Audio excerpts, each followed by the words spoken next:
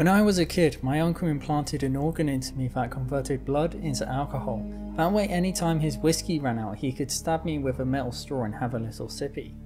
Two of the rules of magic are that it only does stuff where it is and isn't controlled by people's minds, instead reacting to different substances, energies and forces, like being peed on, being electrically shocked like me whenever I try to break into a shopping centre and plunder its bounty, or having a magnet thrown at it like my boss's computer shortly before I was fired. The result of this is that magic abilities require special organs, cells or both, which take magic and stick it together with different substances, energies and forces to make it do what they want.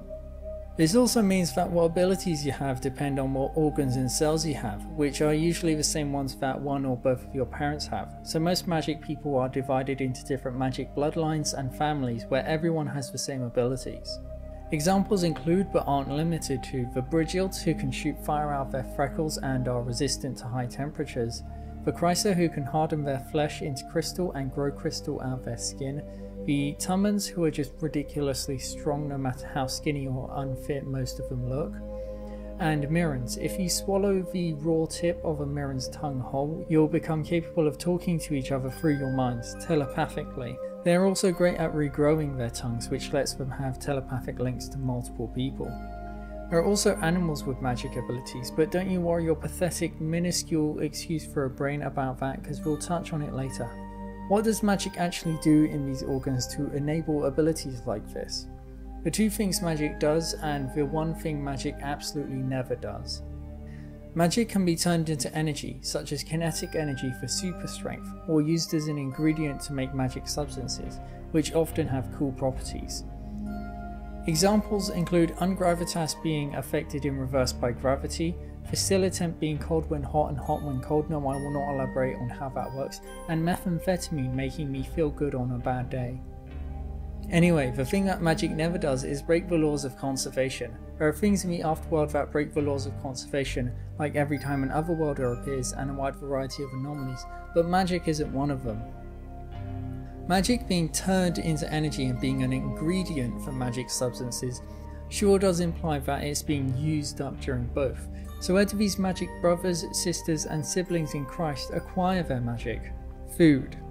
Just as magic can be turned into energy, energy can be turned into magic, including the chemical energy in food, such as those cakes my wife would make before she left me. I miss her so much. So unless there's already magic in the food they're eating, magic people and creatures need to eat more than they would if they weren't magic. The more magic they make, the more they have to eat. The further back something's magic ancestry goes, the more efficient with its magic it probably is, getting more magic out of every bit of food it eats and getting more out of each bit of magic it uses. This puts most magic animals well above humans in terms of efficiency, and lets animals be far more powerful than humans.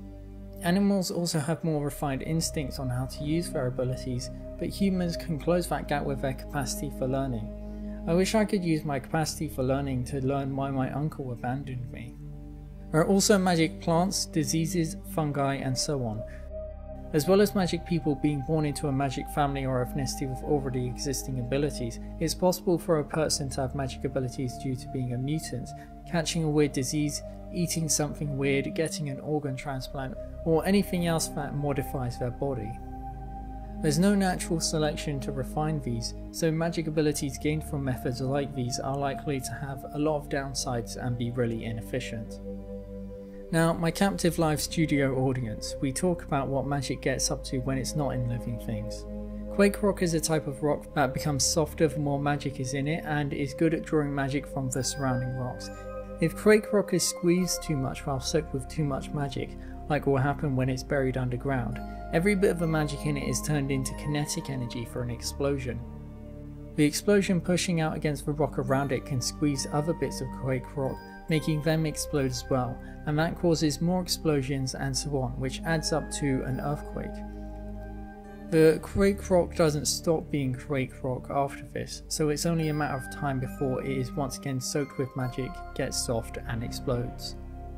For your trip to the Afterworld, don't bother bringing your phone because magic might break it, assuming I haven't already to stop the IRS from listening in on us.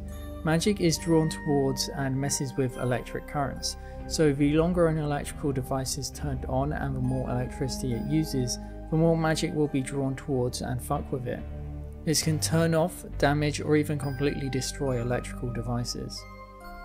If you know anything about the brain and nerves, you probably know they run on electricity.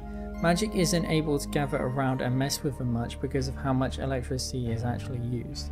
A typical laptop uses 5 times more powerful than the average human brain, 50 times more than yours. And the flesh around nerves and brain cells acts as a kind of natural insulator. But it's still able to mess with them a little, making nightmares, hallucinations, neurodivergence, and mental illness more common. So it's a little like Twitter but with less memes. Otherworlders, people from Earth that appear in the Afterworld, often have worse symptoms than those who were born in the Afterworld, especially early on, as their brains start off totally unadapted to this and can't adapt as thoroughly as those of native Afterworlders. Speaking of technology not working and mental illness, a great sadness and cause for depression for all appreciators of cars, fat tanks of oil, bombs and bullets, because if you put one of these in the Afterworld, you'd be able to count the seconds before they blew up like my marriage. When magic gets into super flammable materials like this, it turns into heat, basically the equivalent of throwing a bucket of gasoline and a lit match onto them. Wood, fat and other parts of living things are exempt from this. Combined with the electricity problem, this makes it very difficult to make technology like that of modern Earth, but impressive technology is still possible by just going in different technological directions. Black fire gas is the result of gas and lots of magic being trapped underground together for too long.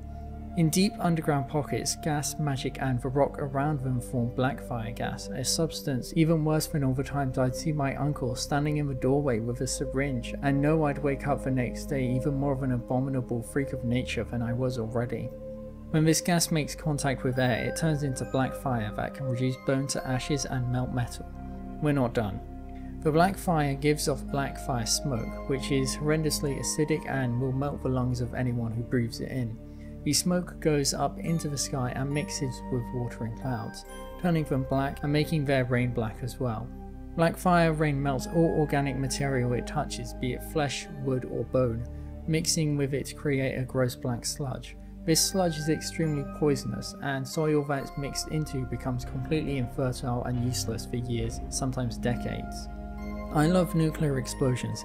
Anyway, magic making nuclear metals deep in the Afterworld's core enables the existence of volcanoes that compress these metals while erupting, which causes nuclear explosions inside of the eruptions, which make the eruptions bigger and radioactive. But even if you survive the eruption, there's a good chance you'll die from the cancer. A fuller explanation of how magic makes the nuclear metals is going to be either in the description or the pinned comment, because it involves a fair bit of physics and I don't trust you to have a better understanding of science than this mentally disabled monkey. On to less horrific things, sky islands.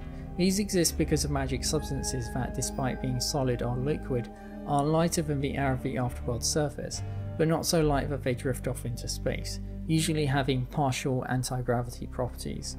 A lot of these actually look like clouds, but you can stand on them without falling through, and these are still often filled with life. Living beings on these islands often create natural sails to control the island's movement, such as to chase or avoid other sky islands or to avoid storms.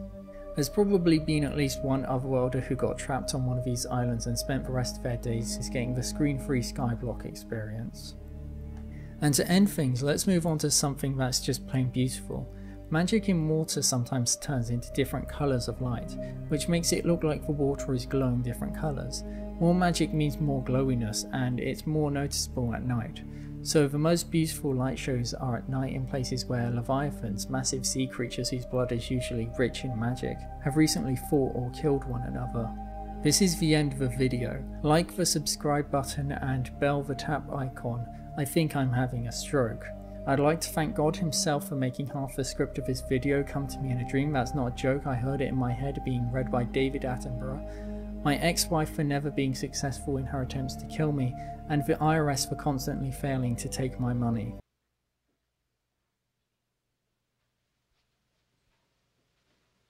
You're still here? It's over. Go home.